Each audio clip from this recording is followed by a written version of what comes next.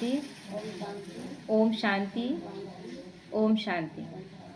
आज बाबा कह रहे बच्चे, क्या आप अपने भाग्य को जानते हो कि आपका भाग्य कितना ऊंचा है? आज साकार मुरली में भी बाबा ऊंचे से ऊंचे भाग्य के बारे में बताया ना। देखो, स्वयं भगवान रोज आकर आप बच्चों की विशेष पालना कर रहा है। वह केवल भाग्य बनाने की विधि ही नहीं बताता है, बल्कि भाग्य की लकीर लंबी खींचने के लिए सहयोगी साथी भी बन गया है। केवल विधि बता रहा है, हर पल वो साथ है। बच्चे, एक कदम उठाओ ना, 1000 कदम से हम तुम्हारे साथ हैं। इतना भरोसा और कौन दे सकता है? तुम केवल एक कदम उठाओ और 1000 कदम से मैं तुम्हारा साथी हूँ। और दूसरी तरफ दुनिया में देखो, बेचारी परवश आत्माएं जो कि दूर से ठीक लगती है, परंतु अंदर से वे दुख, इच्छाओं और विकारों के कारण खोखली हो गई है। इच्छाएं, एक इच्छा उत्पन्न होती है, उसको पूरा करते करते दूसरा इच्छा उत्पन्न हो जाता है, और सब कुछ करने के बाद भी अंदर से कोई संतुष्ट नहीं। तो वो परवश आत्माएं, अधीन आत्माएं, कोई मेरा तारीफ क्यों नहीं कर रहा, इतना कुछ हम कर लिए, सब मेरे से जलता है, सब खोखले हो चुके, अपना तरह तरह का पहन ओढ़ के मेकअप करके निकलते हैं, लेकिन अंदर से सब बीमार। कितने सारे पूजा पाठ करा रहे हैं, दुर्गा चंडी पाठ करा रहे हैं, शांति पाठ करा रहे हैं, लेकिन मन शांत नहीं हो रहा है। तो इसीलिए बाबा कहते हैं खोखली हो गई है। केवल ऊपर ऊपर से क्या दिखावा करती है कि हम खुश हैं। खुश हैं क्या? नहीं खुश है, कोई खुश नहीं है। और सब अपने अपने दुख को, कि मेरा दुख कोई जान लेगा तो कहीं हमको, मेरे दुख पर कोई खुश ना हो जाए, इसलिए छुपा छुपा के जी रहे हैं लोग, छुपा छुपा के जी रहे हैं। उन्होंने ऐसा रास्ता पकड़ लिया है जो उन्हें दलदल में फंसाने वाला है, और आप बच्चों को भाग्य विधाता बाप ने पकड़ लिया है। आज भी भक्ति में, तीर्थों में भटक रहे हैं, साधु महात्माओं में भटक रहे हैं, दलदल में ही ना फंस रहे हैं। कितने कितने पैसे चले जा रहे हैं और हो कुछ भी नहीं रहा है, और तो भी लग रहा है कि नहीं, क्योंकि यहाँ आते ही क्या लगता है कि बहुत कुछ छूट जाएगा, क्या मिलेगा उसका तो किसी को अंदाजा ही नहीं। और आप बच्चों को भाग्य विधाता बाप ने पकड़ लिया है। हम दलदल में फंसे हुए थे, लेकिन बाबा ने उस दुबन से निकाल करके और हमें अपना बना लिया, और अब हम दिन ब दिन ऊंचे चढ़ते जा रहे हैं। इसलिए सब कुछ सब लोगों के पास है, लेकिन खुशी है? आप उदाहरण में देखिए, अभी मुकेश अंबानी का जो सबसे पूरा इंडिया में सबसे अमीर आदमी है ना, और उसके बाद उसका बेटा ऐसी बीमारी से ग्रसित है कि वो ठीक नहीं हो सकता। लेकिन खोखली हंसी किस टाइप की है, जिसके बारे में अंदर से वो रोता है कि इतना पैसा है लेकिन हम उसका इलाज नहीं करा सकते। लेकिन लोग खोखली हंसी कैसे हंसते हैं कि कई बार उसका प्री वेडिंग किया गया, उस पर कितना खर्च किया गया, शादी से पहले कितना बार छोटा छोटा शादी रचाया गया उसके लिए, इतना खर्च किया गया कि वो खुश रहे, क्योंकि उस बीमारी का कोई इलाज नहीं है। लेकिन ये खुशी है क्या? इंटरव्यू देते देते मुकेश अंबानी रो गया, उसका आंख में आंसू आ गए। तो क्या कर रहे हैं हम? दलदल में ही फंस रहे हैं ना। प्री वेडिंग में उतना खर्च कर रहे हैं, उसके लिए दुआ इकट्ठा किए कि और बदुआ इकट्ठा किए, क्योंकि जियो में इतना सारा पैसा का आप लगा दिए, सबका चार्ज बढ़ा दिए, है ना।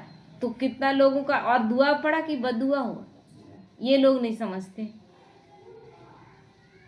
तो जो कि बाप ऊंचे ते ऊंचा खुशियों के खजानों की तरफ लेकर जा रहा है। देखो बच्चे, बाबा हमेशा कहता है अपनी अपनी कमी, कमजोरी, चिंताएं अर्थात जो भी बोझ है वो मुझे दे दो, है ना। बाबा तो हमेशा कहता है बोझ का टोकरा लेकर तुम क्यों घूम रहे हो, तुम मुझे दे दो। अब मैं आ गया हूँ, मैं संभाल लूंगा, भगवान कह रहे हैं। सोचिए, भगवान कह रहा बोझ तुम लेकर मत चलो, मैं संभालने के लिए आया हूँ, मैं संभाल लूंगा। और फिर भी हम बोझ का टोकरा उठाकर चल रहे हैं। क्यों चल रहे हैं? मैं और मेरे पर में अभी तक फंसे हुए हैं। हम नहीं करेंगे, हम छोड़ देंगे, कौन करेगा? अरे आज अभी इसी वक्त आपका शरीर छूट गया तो है आपका कुछ? तो बस आप बच्चे बेफिक्र रहकर अपना भाग ऊंचा बनाते रहो। अपना ऊंचा भाग बनाने का हमें अब उस दुनिया में जाने के लिए, वहां ऊंचे से ऊंचा पोस्ट पाने का पुरुषार्थ दिन रात करना है। इसलिए दिन रात अपने कर्मों पर अटेंशन देना है। मेरा कर्म कैसा है, मेरा हर कर्म श्रेष्ठ होना चाहिए। क्या वो है? विधि कितना सरल बता दिया। वो बोला कि जाओ जाके मंदिर में 108 नारियल फोड़ दो, तुम्हारा विधि बता दिए, तुम जाके स्वर्ग में जगह पालोगे। कभी नहीं। 108 नारियल किसके लिए आप फोड़े? नारियल का पानी वहाँ बहा दिए और नारियल लेकर कौन खाया? एक नारियल आधा टुकड़ा छोड़े होंगे मंदिर में, पंडित खाया होगा, और बाकी नारियल आप सब मिलकर खाए होंगे। ये विधि वो नहीं बताने आया है। वो सीधा सीधी कर्म कैसा करोगे, जैसा कर्म वैसा फल मिले। तो श्रेष्ठ कर्म करने की विधि वो बता दिया। जिस कर्म से हर किसी का कल्याण दिखे वो कर्म श्रेष्ठ कर्म। जिस कर्म में मेरा कल्याण हो लेकिन उससे किसी और का नुकसान दिख रहा है, वो श्रेष्ठ कर्म नहीं है ना? वो कभी श्रेष्ठ कर्म नहीं हो सकता। श्रेष्ठ कर्म वो जो जिसमें हर दूसरे व्यक्ति का कल्याण दिखे।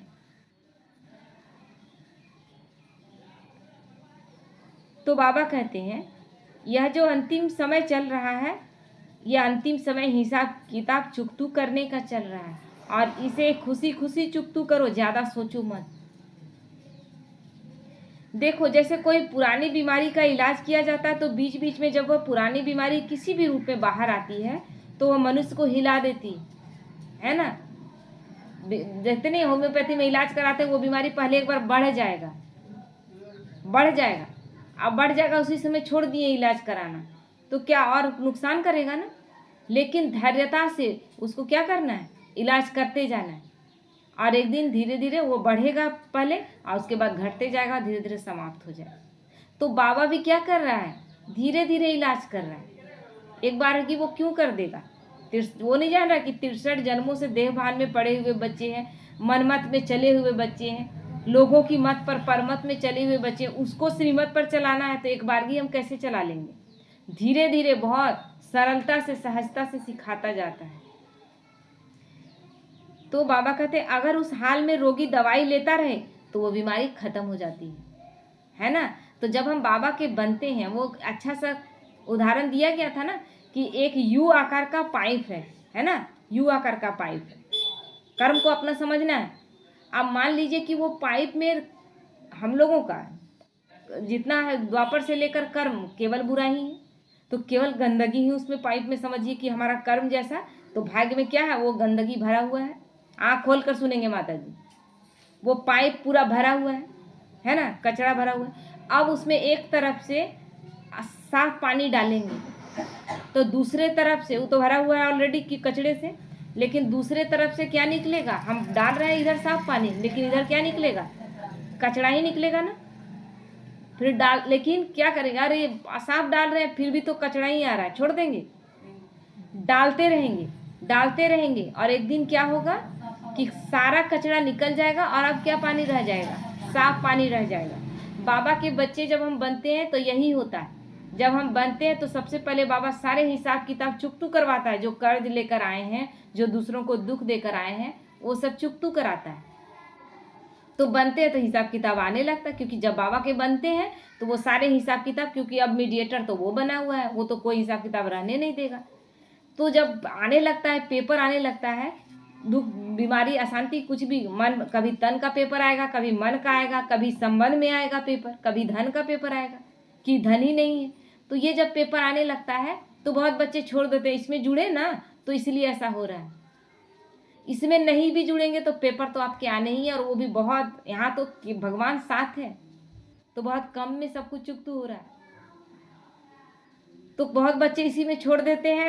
अभी वो पानी डालना शुरू किए थे, साफ पानी, कचड़ा निकला वो छोड़ दिए, है ना? लेकिन जो बच्चे धैर्यता पूर्वक, विश्वास से कि भगवान आया है, मेरा सब कुछ ठीक होना ही है, मेरा हिसाब किताब चुकतू हो रहा है, जो धैर्यता से चलते हैं, तो क्या होता है? अच्छा अच्छा पानी डालते डालते एक दिन क्या होता है?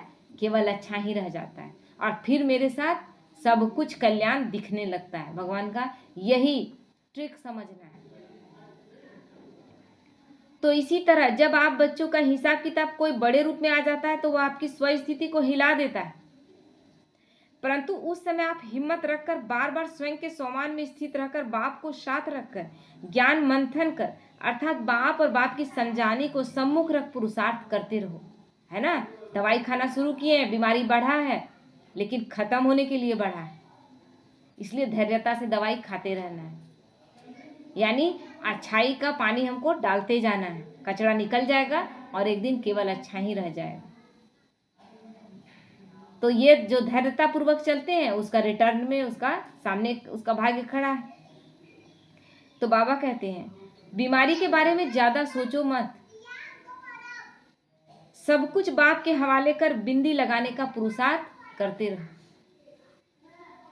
पहले तो कोई था ही नहीं, पहले तो अपने दुखों के लिए अकेले रोते थे, गाते थे, फिर अपने आप को समझाते थे, खुद ही को सांत्वना देते थे और फिर किसी तरह खड़ा होते थे, फिर दुख में, मतलब ये जीवन चल रहा है। अब तो भगवान साथ में है, अब भी वही करें क्या?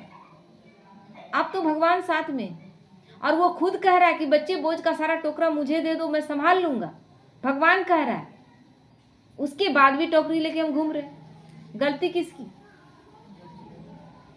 इसीलिए कुछ भी बात आए, जब भगवान कह रहा है कि मैं संभाल लूंगा, तन का पेपर आ रहा है, क्यों बाबा से हम बहस करेंगे? तन का पेपर आ रहा है, समझना है कि तन से हम किसी को तकलीफ दिए, वो पेपर आ रहा है, उसको कर्म योग द्वारा नहीं बाबा ये कर्म भोग चुकतू हो रहा है, योग में बदल जाएगा, भोगना योग में बदल जाएगा, योग में बदल जाएगा तो उसका मार्क्स मिलेगा आपको।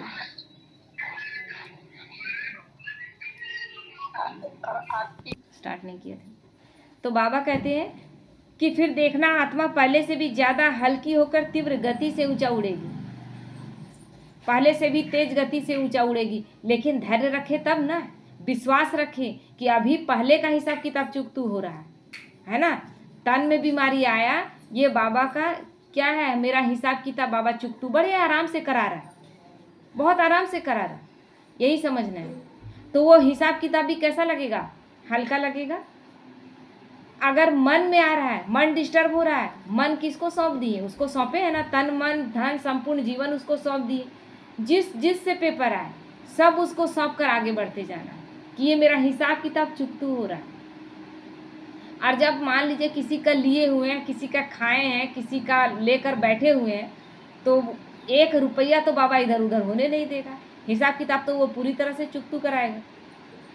तो धैर्यता पूर्वक अगर हम पास करते हैं तो उसका मार्क्स आता है और वो जुड़ा जाता है पास होने का। और विचलित हो जाते हैं, हलचल में आ जाते हैं, तूफान तो जाएगा ही, तूफान रुकने वाला थोड़ी ना है, तूफान कितनी देर के लिए आता है। लेकिन आप हिल गए तो आपका मार्क्स भी चला गया और तूफान तो गया ही, रहा थोड़ी ना जाएगा। लेकिन उस तूफान को जब भगवान कह रहे हैं कि तोहफा है, तो जरूर उसमें कोई बात है। उस तूफान को जितना दृढ़ता से पार करेंगे वो मेरे लिए तोहफा बन जाएगा, तोहफा ऐसे ही नहीं बन जाएगा। तो बाबा कहते हैं बस बाप की हर श्रीमत को सामने रखकर पुरुषार्थ करते रहना है, विजय आप बच्चों की है। भगवान ये वायदा कर रहा है कि बच्चों तुम्हारी ही विजय है, केवल श्रीमत का पालन करते रहो। बिना भगवान का श्रीमत का पालन किए आपको प्राप्ति नहीं होगा। आप भगवान श्रीमत दे रहा है, आप उसको पालन नहीं कर रहे हैं। आप सोचिए, आप अपने बच्चे को बोलते हैं कि मेरे अनुसार चलो और बच्चा अपने हिसाब से चले तो कैसा आपको लगेगा? यहाँ तक कि बच्चा अगर यहाँ से बोकारो जाए और आपको पूछ करना जाए तो आपको मन में थोड़ा तुरंत दुख हो जाएगा कि देखो बोकारो चला गया, हमको पूछा नहीं। और बेटा शादी कर लिया तब तो और भी उसका रिस्पॉन्सिबिलिटी बढ़ जाता है। अब वो अपनी पत्नी को लेकर चला गया, अरे पति पत्नी दोनों चले गए, हमको बताया नहीं। अपेक्षा आप रख रहे हैं ना, और वो कौन है? वो परम पिता है, उसके बताए श्रीमत पर नहीं चल रहे हैं, सीधा कह रहे हैं कि नहीं चलने सकेंगे। आपके बच्चे भी आपके मत पर नहीं चलेंगे, और एक जन्म नहीं कई जन्मों तक ऐसा होगा, क्योंकि भगवान का श्रीमत अभी आप उल्लंघन कर रहे हैं। भगवान की मत पर आप कौन है? वो मेरा पिता है, मेरा शिक्षक है, मेरा सद्गुरु, सब कुछ वही है। सच्चा तो वही है ना। बाकी जितने रिश्ते हैं तो कब बीच में छोड़ देंगे कौन जान रहा है, कब कौन चला जाएगा कौन जान रहा है। सच्चा तो वही है, लेकिन उसका कहा नहीं मान रहे हैं। तब कई जन्म आपको वैसे ही बच्चे मिलेंगे, वैसे ही परिवार के सदस्य मिलेंगे जो आप अभी श्रीमत उल्लंघन कर रहे हैं, तो आपकी बातें मानने वाले कोई नहीं होंगे। जिसका साथी भगवान बन जाए तो अंतिम विजय उन बच्चों की ही होती है, इतना निश्चय और नशा रखो। जिसका साथी भगवान उसका विजय नहीं हो, ऐसा सुने कहीं? अंगद किस आधार पर पैर रख देता है? राम की शक्ति की अपनी शक्ति है उसकी, वो राम की याद में रखता है कि बस उसकी याद में रखे, वो मेरा लाज रखेगा, मेरा पैर कोई नहीं हटा सकता। तो यहाँ हम कौन है? हम सब अंगद मतलब अचल अडोल आत्माएं जो हर स्थिति में दृढ़ता पूर्वक चलती हैं। बीमारी आए तो बीमारी को बाबा क्या बोला? तोहफा समझे, है ना। दवाइयों को क्या समझे? फ्रूट समझकर खाएं। समय कैसा चल रहा है, ये युग कैसा चल रहा है। यहाँ दुख बीमारी अशांति नहीं होगा तो कहाँ होगा? यहाँ कलह कलेश नहीं होगा, गर्मी के दिन में गर्मी नहीं होगा, ये सुने कहीं? तो वो तो समय जा रहा है, लेकिन उस समय में परमात्मा की छत्र छाया में हम रह रहे हैं। तो बिल्कुल हमारा जीवन कैसा है? कलयुगी जीवन है क्या? हम में से किस बच्चे का भी कलयुगी जीवन है? डरे हुए हैं, सहमे हुए हैं, बीमारी से घबराते हैं, दुखों से घबराते हैं। क्यों घबराएंगे जब वो साथी है?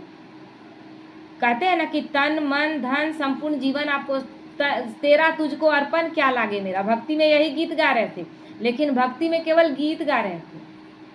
जब सब उसको अर्पण कर दिए तब परेशानी शरीर में आया, तो फिर परेशान क्यों हुए आप? शरीर किसका? भगवान का। धन किसका? भगवान का। मन किसका? उसका। सब कुछ उसका। जितने संबंध संपर्क सब किसका? उसका। उसमें रिश्तों में अगर करवाहट आ रहा है, रिश्तों में कोई अगर ताना मार रहा है, तो किसका? उसका। तो हर परिस्थिति में क्या सोचना है? मेरा तो कुछ है ही नहीं, सब तो बाबा का है, बाबा जाने।